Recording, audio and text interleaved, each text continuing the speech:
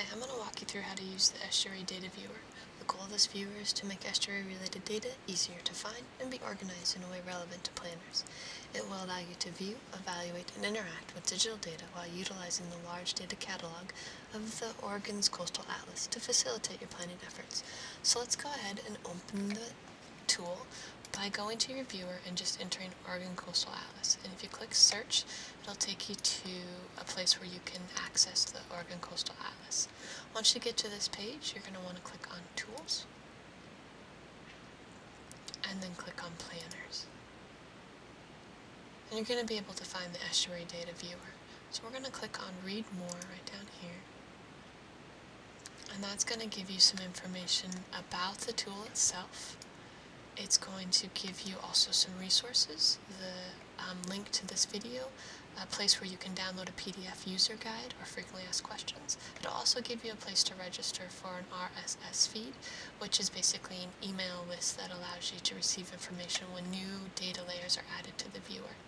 There's also some more information down here about the history of the tool. But for this video, we're going to go ahead and launch the Estuary Data Viewer, and this is what you're going to see. This particular tool has a couple different areas that we are going to talk about. So this area right up here is called the toolbar. You have the map display area right here that I'm highlighting with my mouse. You have the footer down here, and you have the table of contents area over here. So the first thing we're going to do is just learn how to move around in this particular map. So up here we have several different navigation tools in the toolbar. The first one is Pan. If you click Pan with your mouse and then click over on the map and hold your mouse button down, you're going to be able to move the map around. The other thing you can do is click Zoom and click with your mouse on the map and it'll zoom in. You're also able with your mouse to draw a box and it'll zoom into that area specifically. The zoom out works very similar, where you click on the zoom out button, click over here on your map and it'll zoom out, or you can draw a box with your mouse to zoom out a little bit more that way. You also have a cool little navigation thing right here called the Jump To. If you click on the drop down menu, you'll see all the different Oregon estuaries organized from north to south. And so if you click on one of those estuaries, it'll take you to that area specifically. We also have this navigation bar right here within the map display itself, which you can use. You can click on the plus or minus buttons to zoom in, or use your pan here. So now that you're a little more comfortable navigating around the map display area, let's go ahead and explore what is in the table of contents. You'll see that there's a couple of tabs up here. The first one is called the Catalog tab. The Catalog tab is access to all the different data layers you're able to turn on and off to view them on your map. So I'm going to simplify some of these just by clicking the different folders to shrink them up a little bit so we can see them a little bit better. These particular folders are organized in a way that's related to the estuary management plan. So we have administrative boundaries, but we also have regulatory layers, mapping inventories, and we have some base maps. So if we go to the base map area, you'll see there's two different larger folders within the big folder. One is called the Estuary Base Maps, and the other is called the Statewide Base Maps. Any of the estuary base maps are set up to only be visible just around the estuary. But the statewide maps are set up so that you can move anywhere in your map and you're going to be able to see the base. So right now we have what's called the light gray base map, which is really great except for when you zoom in really close. It becomes not available. You just can't use it to draw and see, so you get this information. So you might have to switch back and forth on your base maps. One thing to know is that with these round buttons, you can only have one base map on at a time. So let's go ahead and select the OpenStreetMap and get that up so we can see that information. To kind of get us reorganized, we'll go back to where we were at. So there we've got that one. So one of these at a time, but that's not true when we go up and we look at some of the layers that we can turn on. Any of the different layers that have a box next to them, you can actually click multiple data layers and have them all draw at the same time. So I find that this particular base map is a little bit noisy and it makes it hard for me to see my layers. So I'm going to go back to the base map and I'm going to go back and select that light gray map, which is nice and easy. So this is some information about the estuary management units. You can see that I can't quite see what's going on, so I'm going to go ahead and zoom in a little bit. And I'm still not getting the information that I think should be here, so I'm going to zoom in a little bit more. And you can see that I actually get some labels to go along with the colors that are available in the legend. These labels are related to what you'll find in the estuary management plan, so you can look up what EN9 is there. Otherwise you can use the colors to help you figure out what you're seeing on this particular map. One other thing to notice is that, let's turn some of these off again. Under the wetlands inventory, for example, you can look at a couple different of these layers, and the symbology is going to be different, and it really depends on what the symbology was on the original paper maps, because some of these weren't digitized until just recently, and so you'll want to definitely use your legend to tell what you're seeing displayed on your map view. So, the other tab that we want to look at here in your table of contents is the Help tab. In the Help tab, you get some information about the tool. You'll also get links to the user's guide that you can download or the frequently asked questions page. You'll also have all the contact information for the folks that may have more information for you about this tool or that you can talk to if you run into any bugs. And again, some information about the background of the tool is there. So the Help tab is really helpful if you need more information. You'll also notice as we continue to explore, you'll get additional tabs that will open up in this table of contents as we use the tools in the toolbar. So let's go ahead and explore some of these different tools that we have available to us. One is called Identify. If you click on Identify, you'll get some more information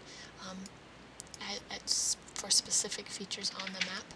The other place that you can look for additional information is if you click on your table of contents, you click on a particular data layer, you will see a little eye pop up.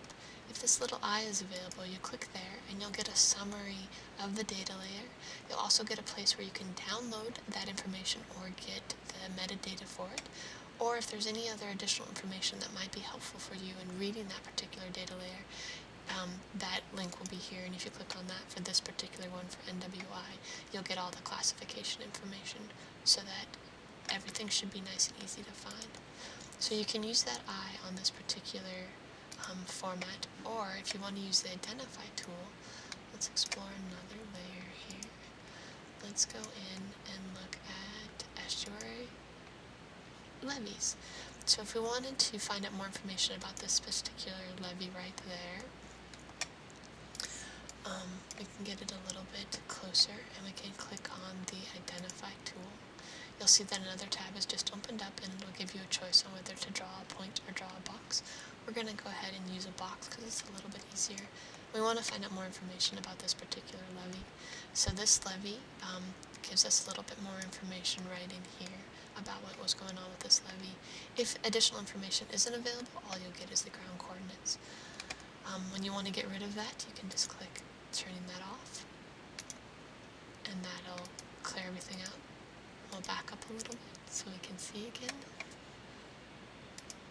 Now we're going to use pan so we can move around on this map. So some of the other action tools up here on the toolbar are the analysis tool.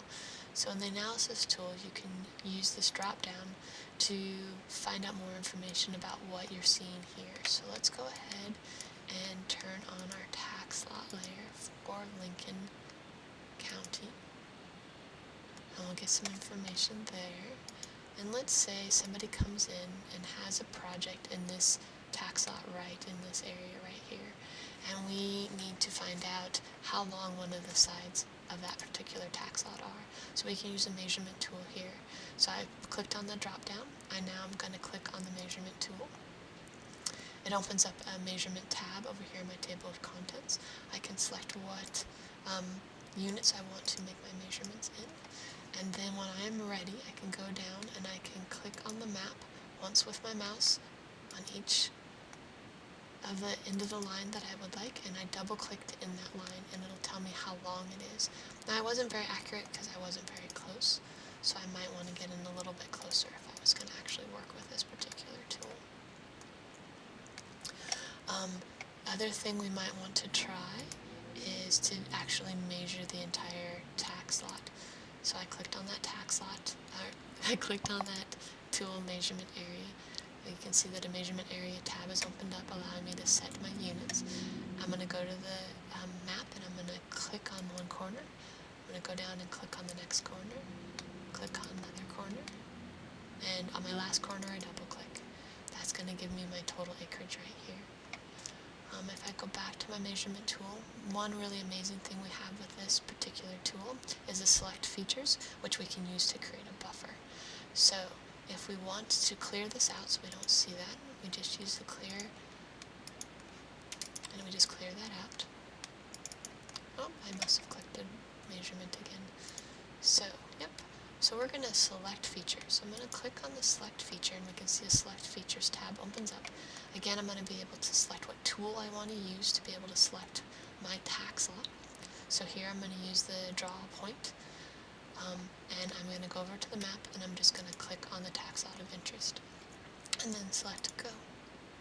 It'll then give me the option to buffer these results. If I want to buffer these results to get information about who is surrounding this tag slot, I click buffer these results. It allows me to set how far I want to buffer. Let's say we're going to use the 250 feet. Again, I can set my units here, and I'm going to select go. This gives me a list of all of the tag slots that are within 250 feet of my original tag slot, and all the tag slot information is provided here. So, we can clear that back out, we can close this tab out, and we're back to where we were at before. So some of the other tools that we might want to explore are these drawing tools. Let's say that you have somebody coming in and they are looking at the map with you, and you need to highlight the area that they're interested in.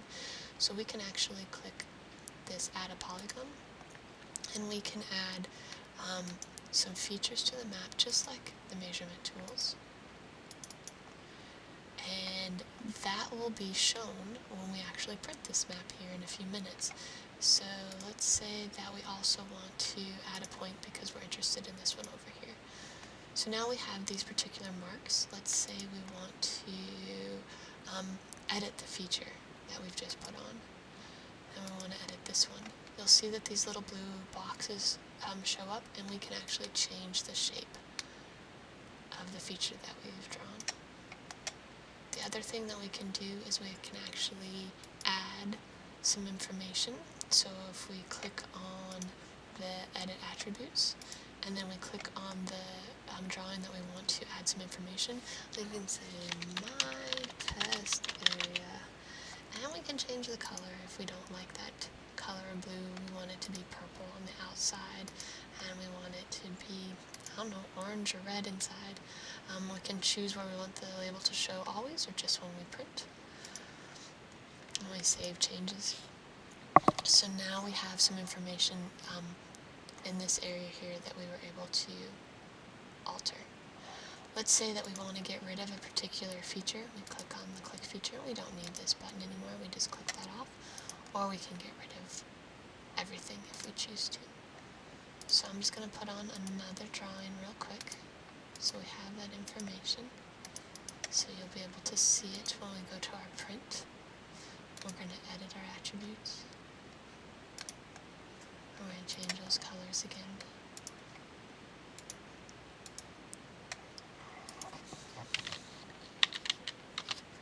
We're going to save changes. Okay, it looks like the colors aren't changing right now, so that might be a little bug that I'll work on. If you find any bugs like that, make sure you let us know. We're expecting these kind of things to come up on occasion, and we're going to do our best to fix them for us. The other tool that I want to show you up here is called print. And if we go to, let's turn on some fun layers so we can create a fun map to print.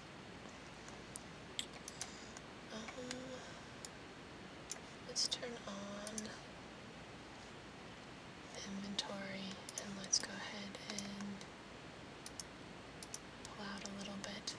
one thing you need to know about printing from this particular tool is any of the base maps that come from Google or from Estuary might not print when you go to the print, so you want to turn on something that is available locally. So these are the aerial maps that we have, so we can turn that on. It might take a few minutes to draw because that's a pretty big file to bring in, and it's going to switch from that basic map, and there is our aerial photo.